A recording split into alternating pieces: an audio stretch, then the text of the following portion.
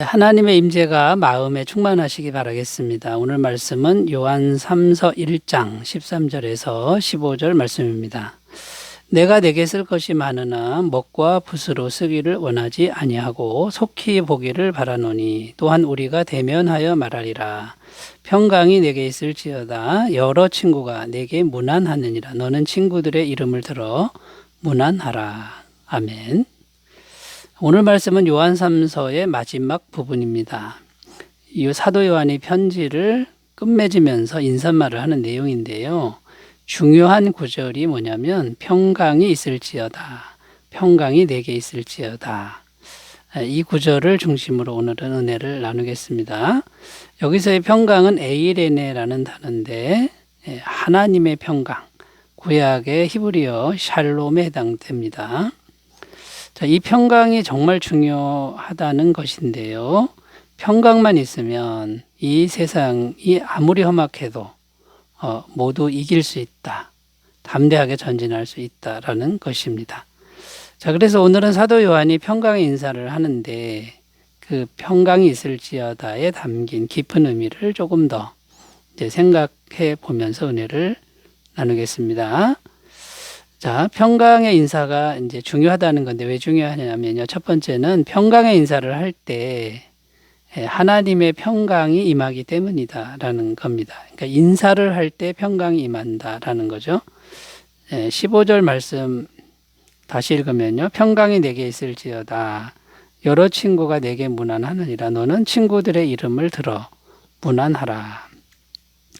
여기 보면 너는 친구들의 이름을 들어 문안하라 이렇게 되어 있는데 단체로 뭉뚱그려서 인사하지 말고 한 사람 한 사람 이름 불러가면서 문안하라. 이제 멀리 떨어져 있는데 일종의 기도의 의미입니다. 한 사람 한 사람을 생각하면서 기도하는 마음으로 평강이 있기를 이제 빌어주라. 이제 이런 의미가 되는 거죠. 자, 그러면 이렇게 한 사람씩 이름을 불러가면서 이 문안 인사를 하면, 곧 기도를 하면 평강이 그 사람에게 임한다는 겁니다. 하나님의 평강이. 자, 이게 왜 가능한 겁니까? 성령님이 계시기 때문이다라는 겁니다. 이 성령님은 우리의 기도를 우리 안에서 다 듣고 계시는 거고요. 또 시공을 초월하여 역사합니다.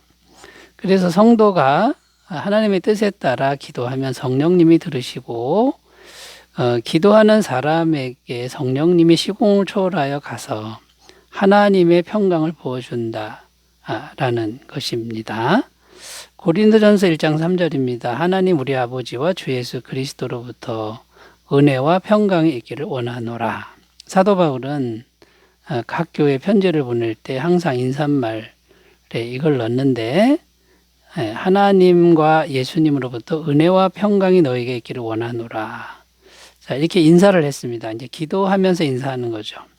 그러면 실제로 멀리 떨어져 있지만 성령님은 시간과 공간 제약을 받지 않으니까 성령님이 가서 샬롬을, 하늘의 평강을 이제 넣어주신다라는 겁니다.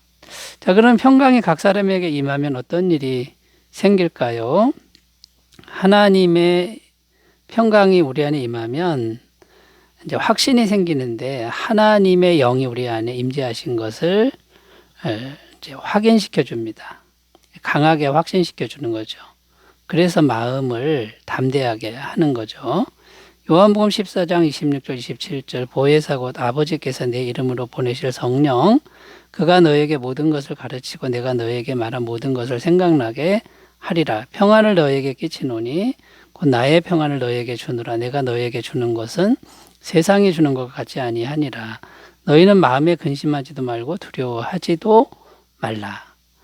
자, 세상에 속하지 않은 하늘의 평강, 곧 예수님의 평강이 성령님을 통해서 임한다라고 되어 있습니다. 그러니까 평강이 있을지어다라고 인사했을 때 이 성령님이 임하셔서 신적인 평강을 주신다. 이제 이런 의미가 됩니다. 자, 평강이 임하면, 샬롬이 임하면 우리는 모든 두려움을 이길 수 있다라는 것입니다. 사도행전 4장 19절 20절 베드로와 요한이 대답하여 이르되 하나님 앞에서 너희의 말을 듣는 것이 하나님의 말씀을 듣는 것보다 옳은가 판단하라. 우리는 보고 들은 것을 말하지 아니할 수 없다 하니 담대하게 공회 앞에서 제자들이 선포합니다. 잡혀갈 수도 있고 매를 맞을 수도 있고 죽을 수도 있는 상황인데 어디서 이런 담대함이 온 것입니까? 평강이 임했기 때문이라는 것이죠. 사도행전 5장 41절 사도들은 그 이름을 위하여 능력받는 일에 합당한 자로 여기심을 기뻐하면서 공회 앞을 떠나니라. 능력받는 게 참 힘든 일인데 사도들이 능력받는 것을 기뻐했다. 오히려 그걸 자랑스러워했다. 이것은 하늘의 평강이 임하지 않고는 불가능한 일이라는 것입니다. 자, 여러분 이렇게 평강의 인사가 왜 중요하냐면 인사할 때 시공을 초월하여 평강의 영이 임하기 때문이다. 우리가 이것을 꼭 기억하시고 한 사람 한 사람을 생각하면서 기도하는 마음으로 우리가 평강의 인사를 한다면 우리 모두가 성령으로 충만하게 될 줄로 믿습니다. 자, 두 번째로 가보겠습니다. 평강의 인사가 왜 중요하냐면 평강의 인사를 통해서 교회가 하나 되기 때문이다라는 겁니다. 에베소서 4장 3절 4절을 읽겠습니다. 평안에 매는 줄로 성령이 하나 되게 하신 것을 힘써 지키라. 몸이 하나여 성령도 한 분이시니 이와 같이 너희가 부르심의 한 소망 안에서 부르심을 받았느니라. 자, 무슨 말입니까? 성령이 하나 되게 하신 걸 힘써 지키라. 평안에 매는 줄로 이렇게 되어 있습니다. 자, 교회가 하나로 지켜지려면 평안해야 한다. 곧 평강이 임해야 된다. 이제 이런 말씀이고요. 평안하지 않으면 교회 공동체는 깨지고 만다. 이런 의미가 됩니다. 근데 이 교회는 주님의 몸이라는 겁니다. 주님과 같다라는 것이죠. 얼마나 소중합니까? 자, 그래서 이 평안을 위해서 우리 인간적인 노력도 필요하다라고 말씀하는데 에베소 4장 2절 모든 겸손과 온유로 하고 오래 참음으로 서로 사랑 가운데서 서로 용납하고. 자, 그래서 성령님이 교회를 하나 되게 했는데 자, 이제 평안하기를 빌면서 인사를 합니다. 그러면 이 성령님이 계속 역사를 하시죠. 그래서 사람들 마음이 겸손과 온유와 오래 참음 이렇게 돼서 교회가 하나로 지켜진다라는 겁니다. 그런데 이제 이 평강의 인사를 하지 않으면요. 반대로 험담을 하거나 비방을 하면 교회가 깨질 수밖에 없다라는 것이죠. 디모데전서 5장 13절 15절 또 그들은 게으름을 익혀 집집으로 돌아다니고 게으를 뿐 아니라 쓸데없는 말을 하며 일을 만들며 마땅히 아니할 말을 하나니 그러므로 젊은이는 시집가서 아이를 낳고 집을 다스리고 대적에게 비방할 기회를 조금도 주지 않기를 원하노라. 이미 사탄에게 돌아간 자들도 있도다. 험담하고 말이 많고 비판하고 이런 여자들이 이제 초대교회에 있었는데 이렇게 하면 교회가 깨진다는 거고 사탄에게 넘어가게 된다. 이게 참 안타까운 일인 거죠. 그러니까 이렇게 자꾸 공동체를 깨는 게 뭐냐면 평강의 인사가 아니라 비판과 험담의 인사를 하면 그렇다라는 것이죠. 자, 교회가 하나 되는 게 왜 중요합니까? 하나님이 기뻐하시는 거는 당연하고요. 교회가 하나 될 때 구원받는 영혼을 하나님이 더해 주신다라는 것입니다. 사도행전 2장 46절 47절 날마다 마음을 같이하여 성전에 모이기를 힘쓰고 집에서 떡을 떼며 기쁨과 순전한 마음으로 음식을 먹고 하나님을 찬미하며 또 온 백성에게 칭송을 받으니 주께서 구원받는 사람을 날마다 더하게 하시니라. 여러분, 이 평강의 인사를 서로 주고받으면 교회가 하나가 되고 구원받는 사람, 영혼이 더해지는 이런 은혜가 있음을 우리가 꼭 기억하고 우리는 항상 평강의 인사를 주고받는 그런 관계가 됐으면 좋겠습니다.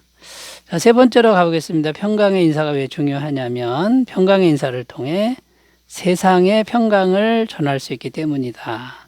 이제는 세상의 평강을 전하는 사명에 대한 겁니다. 요한복음 20장 21절 예수께서 또 이르시되 너희에게 평강이 있을지어다. 아버지께서 나를 보내신 것 같이 나도 너희를 보내노라. 지금 제자들이 무서워서 문을 닫고 숨어 있는데 예수님, 부활하신 예수님이 나타나셔서 처음 하신 말씀이 평강이 있을지어다. 이걸 몇 번을 말씀하시고요. 이제 나도 너희를 세상에 보낸다. 세상으로 가서 평강을 전해야 된다. 이제 이런 말씀이 이제 되는 겁니다. 이게 이제 세상을 향한 우리들의 사명이 되는데 먼저 평강이 이제 임해야 되는 거죠. 그 다음에는 세상에 우리가 평강을 전하는 사람이 된다라는 겁니다. 일단 평강으로 채워지는 게 중요한데 그러면 이제 뭐가 달라지냐면 우리의 말이 달라진다라는 겁니다. 에베소서 4장 31절 32절 너희는 모든 악독과 노함과 분냄과 떠드는 것과 비방하는 것을 모든 악의와 함께 버리고 서로 친절하게 하며 불쌍히 여기며 서로 용서하기를 하나님이 그리스도 안에서 너희를 용서하심과 같이 하라. 그러니까 마음을 잘 다스리게 되고요. 그 결과 이제 말이 따뜻해지는데 이 따뜻한 말로 이제 복음을 전하는 것이죠. 그리고 평강을 전하는 사람들이 되는 거죠. 자, 그 다음에 이제 복음을 전하는 사명을 감당하게 되는데 이 복음이 뭐냐면 평강의 복음이다라는 겁니다. 에베소서 6장 15절 평안의 복음이 준비한 것으로 신을 신고 이 평강은 진짜 평강이죠. 하나님과 우리 사이에 죄가 해결돼서 이제 하나님의 평강이 임하는 평강 이것을 세상에 전하는 삶이 자연적으로 이어진다라는 겁니다. 그래서 이제 우리에게 필요한 것은 뭐냐면 하나님의 평강의 마음이 들어오면 세상을 향해서 우리가 평강을 전하러 나가는 이제 결단이 생기는데 에베소서 6장 19절입니다. 또 나를 위하여 구할 것은 내게 말씀을 주사 나로 입을 열어 복음의 비밀을 담대히 알리게 하옵소서 할 것이니 이렇게 고생하는 사도 바울이 이 복음의 비밀을 왜 알립니까? 세상의 평강을 전하는 거죠. 하나님의 평강을 전하기 위한 것이죠. 그래야 세상이 생명을 얻을 수 있기 때문인 겁니다.